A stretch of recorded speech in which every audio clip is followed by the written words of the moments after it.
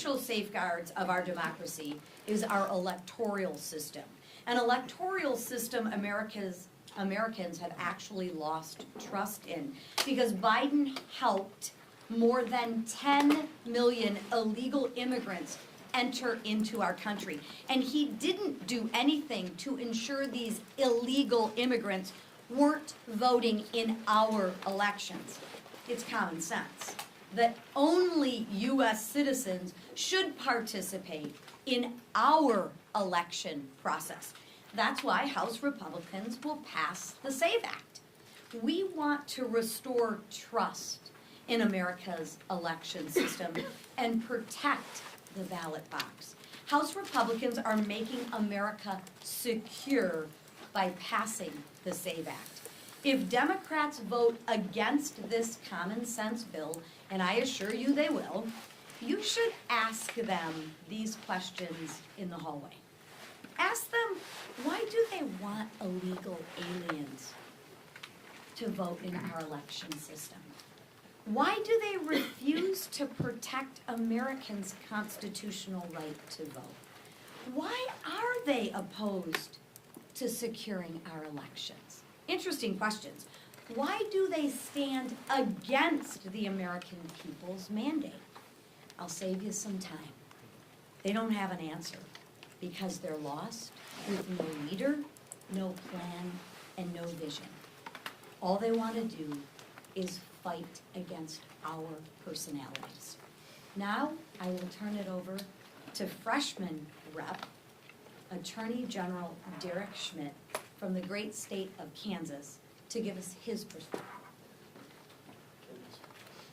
No, you can't miss him. I gotta get some short people up here. Thank you, Chairman McLean, and thank you all for coming out this morning. My name is Derek Schmidt. Glad to be with you today. We have a couple of bills on the floor this week that I wanted to offer some perspective on. First, with respect to Representative Iss's bill, the No Road Rulings bill, the nationwide injunctions bill, I do think it's important to stay focused on what we are debating. We're debating the universe of remedies that are available to a single district court judge when a plaintiff walks into the courtroom and asks them to disable some federal action, either federal law, federal regulation, or a federal action by a federally elected official like the President of the United States. We are not debating whether people who are aggrieved can walk into court and seek redress for themselves. We are not debating whether a district judge has the ability to resolve a case or controversy properly brought in front of them. But this notion that a litigant seeking relief for themselves can walk into any district court in the country where they have standing and ask a judge, and perhaps other litigants similarly coordinated and situated can go into a different district court and ask a judge, and another in a different district court and ask another judge, and only one of those district court judges has to find a sufficient basis to enter an injunction that applies nationwide, grants relief to all of those litigants in every court, and stops the actions of the President of the United States or of a federal actor or a duly enacted federal law or regulation. That is an extraordinary power. And that's why it's been used sparingly throughout most of our history. It's a relatively new concept in the past half century or so. I think the second Bush administration faced about half a dozen of those. The numbers vary a little because the definitions vary a little, but Harvard suggests half a dozen. There were 12 in the Obama administration. There were something like 70 in the first Trump administration. It dropped down to 14 under Biden, and now we've had at least 15 so far in the first 2 months of this Trump administration. It is an extraordinary remedy that is being abused. And so it's time for Congress to step in if the courts won't do it and restore balance so that this rare tool is in fact used rarely. And that's exactly what this bill does. With respect to the SAVE Act, which also will be on the floor this week, I have some experience, perhaps a bit unique. I was Attorney General of Kansas when we were in a position of our state having enacted a nearly identical statute. We were one of the first in the country that adopted, got a different acronym for it, but it was the same thing, documentary proof of citizenship at the time of first registering to vote. It was interesting because at the time that was adopted in Kansas almost 15 years ago now, it was a broadly bipartisan measure. It was supported overwhelmingly in our legislature. It was supported by Democrat leadership in the legislature. And then, for some reason, folks in the other party had a change of heart. They turned on it. They became bitter opponents and actually wound up backing the litigants who challenged it in court. We defended that all the way to the Supreme Court of the United States, which denied cert in the case. We didn't handle the case all along. It was handled by others in its early iterations, so we had a peculiar record we had to deal with, an imperfect record that we had to deal with. But here's the important point for this week. What the court said is that federal law preempted the state from requiring proof, documentary proof, more than just somebody's word on an affidavit, that they are a citizen lawfully qualified to vote, just once, not every time, just once at the time you show up to first register. We have the ability to fix that federal law by withdrawing the preemption. That is what this bill does, and actually replaces it with a requirement. Look, it really is this simple. This is about enforcing the law that is already on the books that prohibits non-citizens from voting, particularly in federal elections. We don't say you gotta be 21 years old to drink, and therefore when you show up and wanna go in the bar, you sign an affidavit saying, I'm 21. We say, show us your ID. Show us documentary proof. Surely we should have at least that standard in place for protecting the sanctity of our elections. Thank you. Thanks, Derek. District courts issued more universal injunctions and temporary restraining orders during February 2025 alone than in the first 3 years of the Biden administration. The American people's trust in our court system has hit a record low, according to recent Gallup polling.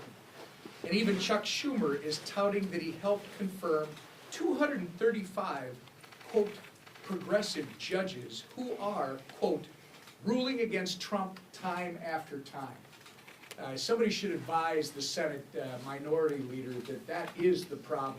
Judges are supposed to be blind as to who's in front of them and just apply the law. You don't appoint judges to advance your political agenda.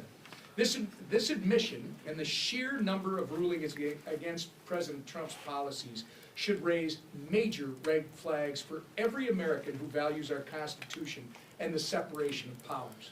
While Schumer's cheers clearly these partisan rulings that tie the hands of the President of the United States and block the agenda of 77 million Americans. House Republicans are working to root out bias in our legal system and stop nationwide injunctions that threaten the separation of powers that our founders intended. It's absolutely ridiculous that a district judge in San Francisco can issue an injunction stopping the president from reducing the size of the federal government workforce in Washington, D.C. It makes no sense whatsoever. That's why we're going to pass Congressman Iss's No Road Ruling Act this week to rein in activist judges, to return district courts to their appropriate role, and to restore constitutional balance to the three branches. The policies of 77 million Americans, that 77 million Americans voted for, should not be held hostage by one unelected district court judge. It's as simple as that. By passing Congressman Iss's bill and Congressman Chip Roy's SAVE Act this week, House Republicans are once again returning common sense to Washington and delivering on the mandate the American people gave us in November. And with that, the leader. Thank you, Whip. We have another full week working through our legislative agenda, while we also are urging the Senate to continue moving on the budget reconciliation process. This week they will be taking up the budget that we sent over weeks ago, and of course when you look at where the budgets are, we went through a lot of work within our conference, meeting with members that represent all different factions within our conference to come up with the ultimate targets that were laid out in our budget to direct 11 different committees in the House to take action in reconciliation. The Senate needs to go through that same process. They've got similar dynamics in the Senate. They've got fiscal hawks, moderates, the same kind of issues that they're going to have to resolve, but ultimately it's only when the House and Senate come together are we going to be able to deliver that big package for President Trump to get this economy back on track for the American people. And ultimately that's who we're fighting for. We're fighting for those hardworking families who've been struggling too long under the weight of the failed far-left policies of President Biden that are still lingering. The Democrats, when they were in charge, when they added trillions in spending, inflation, interest rates, all the things that are still crushing families, we are finally starting to address those things one at a time. And it's taken time, but we're 2 months in, and you can already see the progress, but there's a lot more work to do.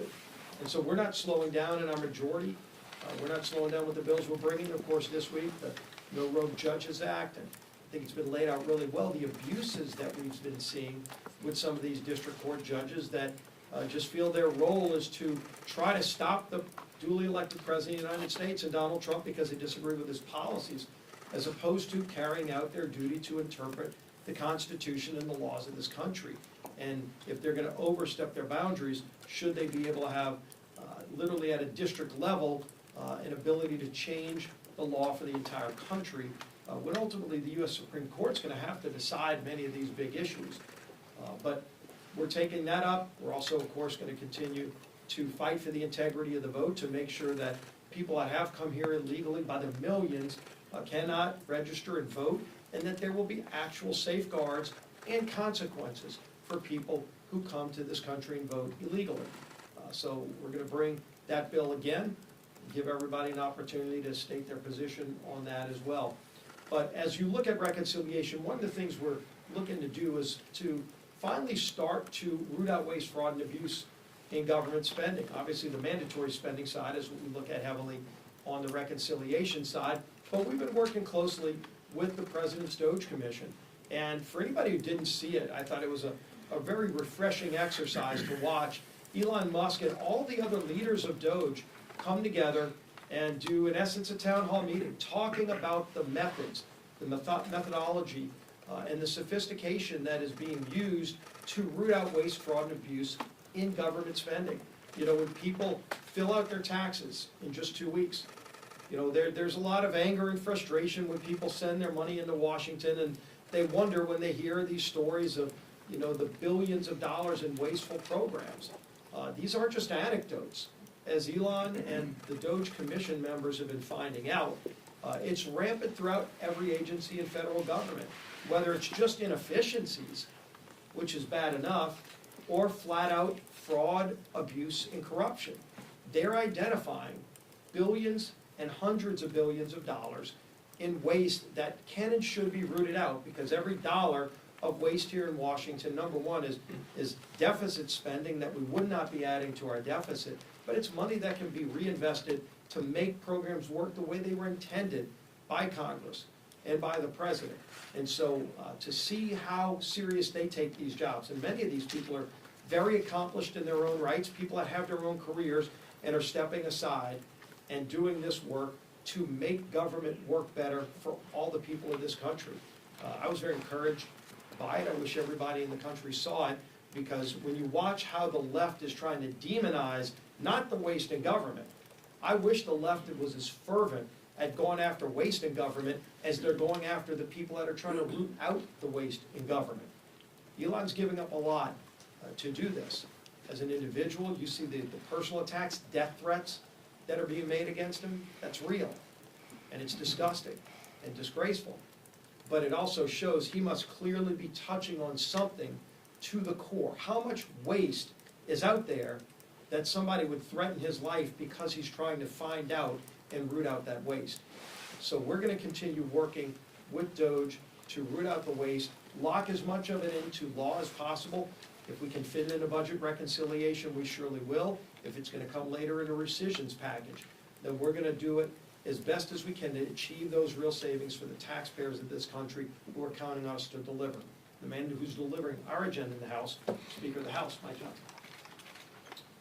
Thank you, Leader. Thanks to my colleagues. Good morning to all of you. It's another busy week on Capitol Hill. Let me address these two very important pieces of legislation that are upon us. Just give you a little more info and then we'll take questions.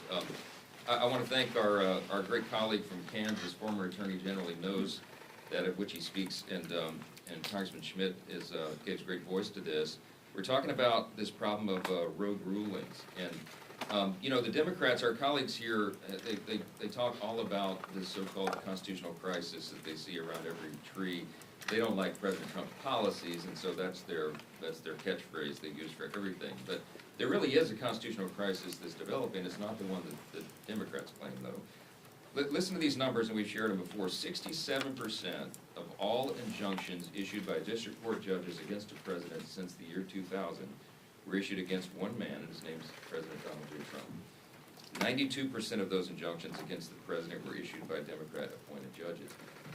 There's a problem. I mentioned before, I was a constitutional law litigator, routinely would run into judges that I would describe as activists, but it was much more rare than it is now, and it's a problem that has been noted needs to be addressed. Under the existing framework, one singular district court judge out of 677 of them, anywhere in America, can subvert the will of the duly elected president carrying out his constitutional duties.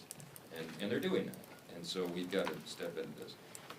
Despite the American people's wholesale rejection of Democrat ideas at the ballot box, you have activist judges who are abusing the system to legislate from the bench. That's effectively what an activist judge is. This is not how the system our founders designed is supposed to work.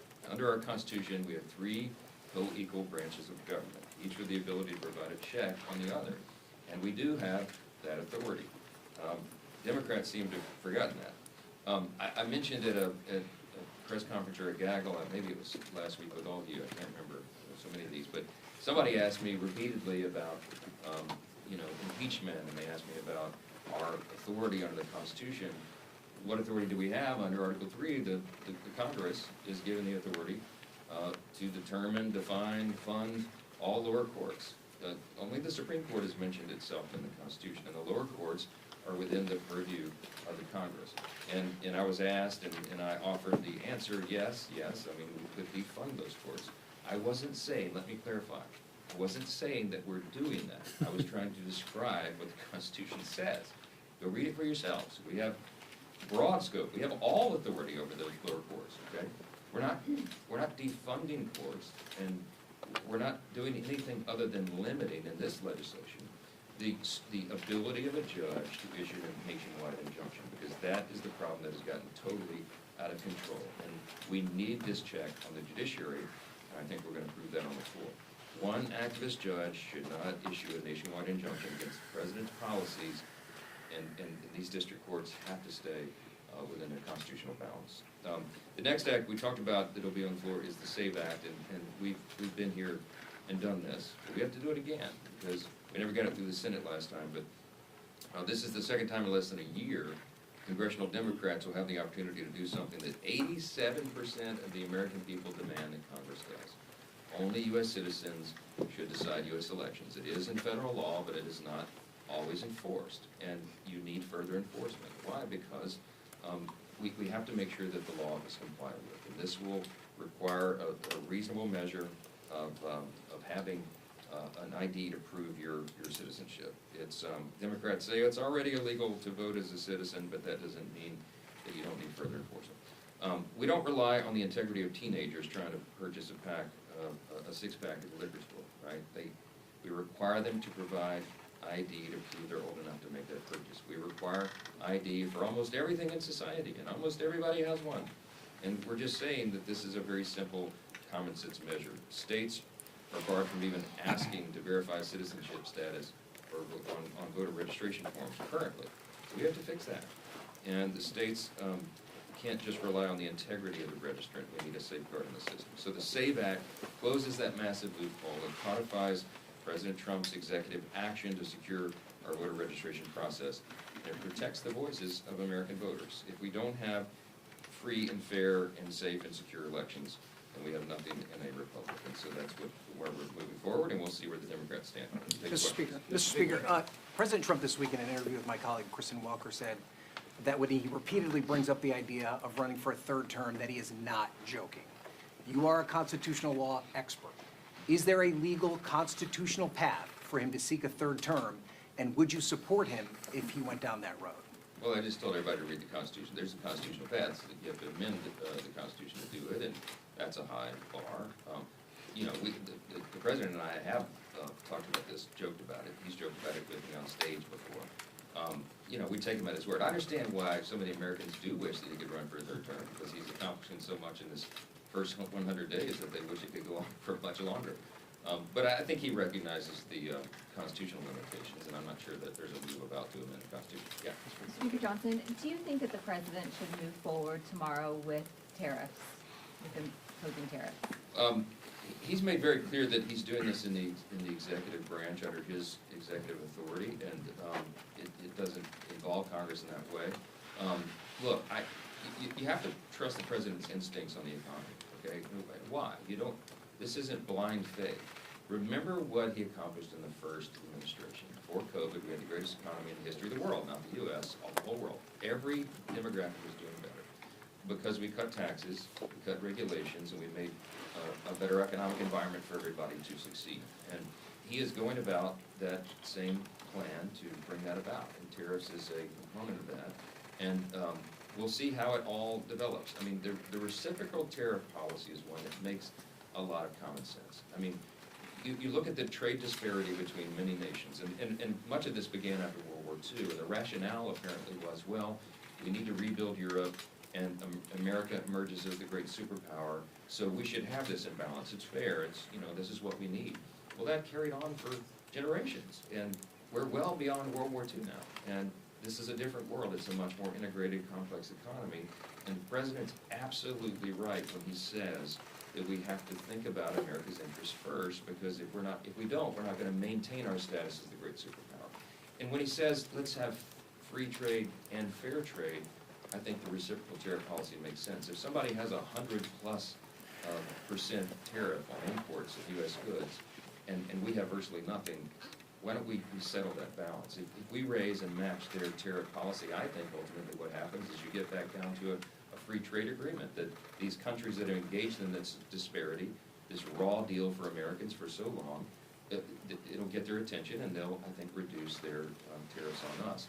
Then you get back to a free and fair trade situation. So, look, we'll see what happens. I think it's going to go forward, and it may be rocky in the beginning, but I think that this will make sense for Americans and will help all Americans. So, yes, Scott. Last question. Thank you, Mr. Speaker.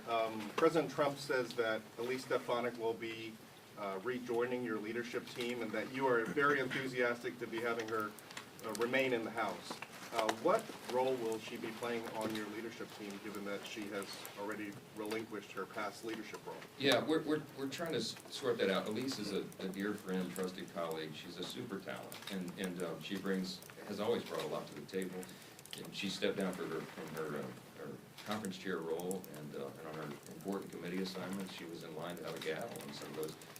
And the circumstances changed. So recognizing her talent, I said I would love to invite her back immediately to the leadership table. All the leadership posts are filled at the moment, so we're trying to figure out some creative role for Elise to play, because, I think that helps the whole body. I think it helps our conference, and it puts her in a position where she can be of her highest and best use. Scott, as you know, every single day as Speaker, what I try to do is make sure all of our members are of their highest and best use. We try to match skill sets with positions, and it's an imperfect thing, but we work through it.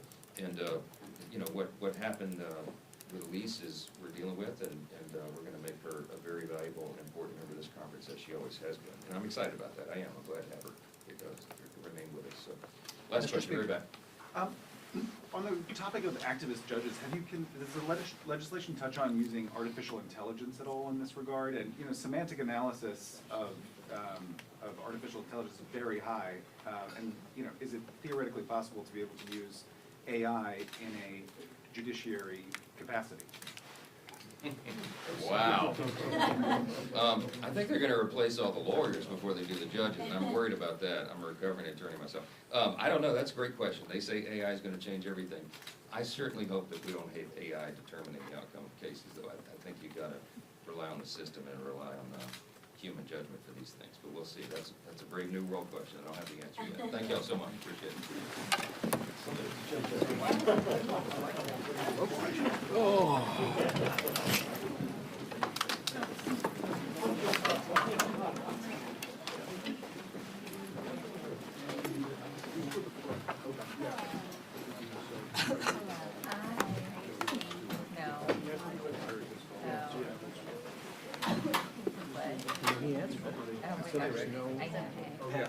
I know, I probably could stay. There's no effort to amend the Constitution. I thought about asking a cheeky question, but I just think it's so fantastic. I mean, I think he's saying it. Are they? They're saying that. I think it might be.